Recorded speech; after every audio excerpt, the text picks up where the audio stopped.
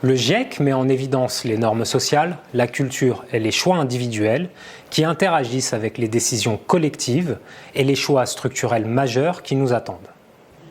Il identifie l'évolution de la demande de services comme un levier important pour lutter contre le réchauffement climatique. Il part d'une réflexion sur le bien-être pour en tirer des conséquences sur les solutions pertinentes à adopter. L'effort de transition devra inclure la demande de services et la perception de bien-être qui lui est associée. Le GIEC propose une approche Avoid, Shift, Improve, autrement dit éviter, remplacer, améliorer, pour mesurer le potentiel de ces solutions. Le groupe estime que cette stratégie sur la demande a un potentiel, tous secteurs compris, de réduire de 40 à 70% les émissions d'ici 2050. Ces gisements sont identifiés dans l'utilisation et la construction des bâtiments, la demande alimentaire, le transport terrestre et l'industrie.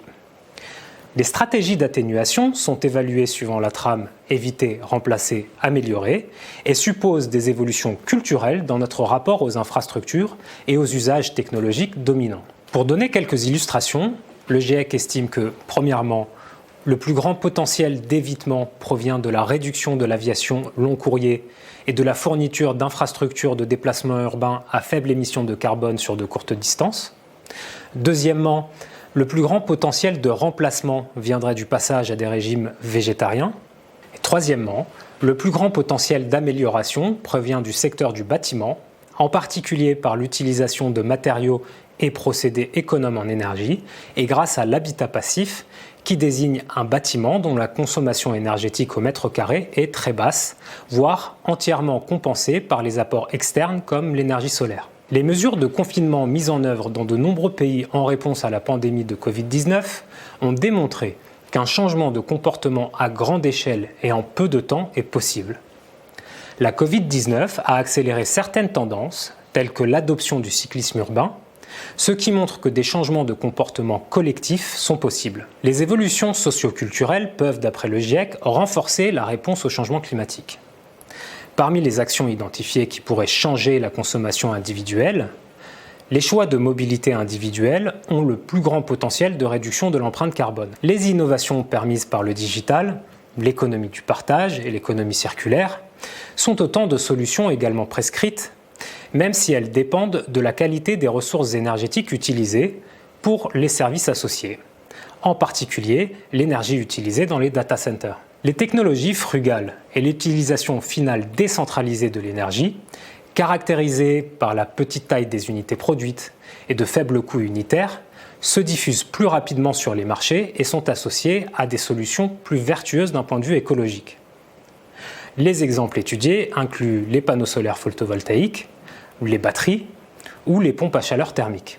Les classes sociales les plus aisées contribuent d'après le GIEC de manière disproportionnée aux émissions de gaz à effet de serre. Elles présentent ainsi un potentiel élevé de réduction. Les personnes ayant un statut socio-économique privilégié sont capables de réduire leurs émissions en devenant elles-mêmes prescriptrices de nouveaux modes de vie à faible émission de carbone ou en investissant dans des entreprises à faible émission de carbone. Ce sont autant de voies que le secteur du luxe ou de l'investissement privé peuvent explorer. Avec les nouvelles tendances du luxe responsable, comme l'upcycling, c'est-à-dire le recyclage des matières premières, ou le développement de l'investissement à impact, de nouveaux standards et normes de marché peuvent se diffuser rapidement à l'ensemble de l'économie. Pour faire évoluer les préférences de consommation, le GIEC cite également des techniques relevant du marketing et de la psychologie. Il évoque notamment la technique du nudge, qui signifie littéralement coup de coude.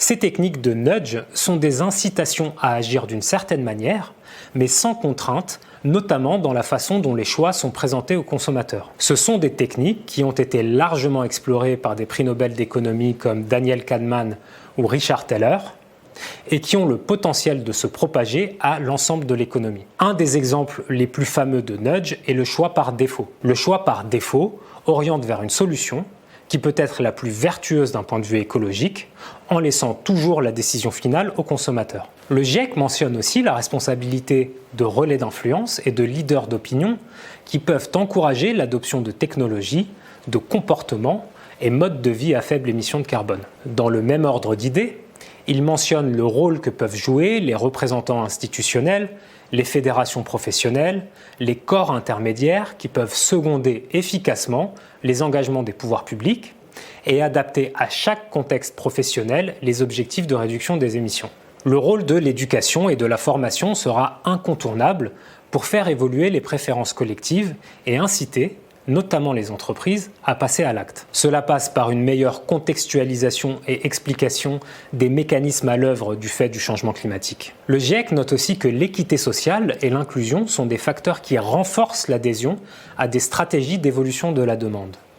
Par exemple, la tarification du carbone serait plus efficace si les revenus sont au moins en partie redistribués. Ce qu'il faut retenir, premièrement, l'effort de transition devra inclure la demande de services et la perception de bien-être qui lui est associée. Le GIEC mesure le potentiel de ces solutions par la méthode éviter, remplacer, améliorer. Deuxièmement, les évolutions socio-culturelles qui peuvent, d'après le GIEC, renforcer la réponse au changement climatique. Le groupe estime que cette stratégie sur la demande a un potentiel, tous secteurs compris, de réduire les émissions de 40 à 70% d'ici 2050. Troisièmement, les classes sociales les plus aisées contribuent d'après le GIEC de manière disproportionnée aux émissions de gaz à effet de serre.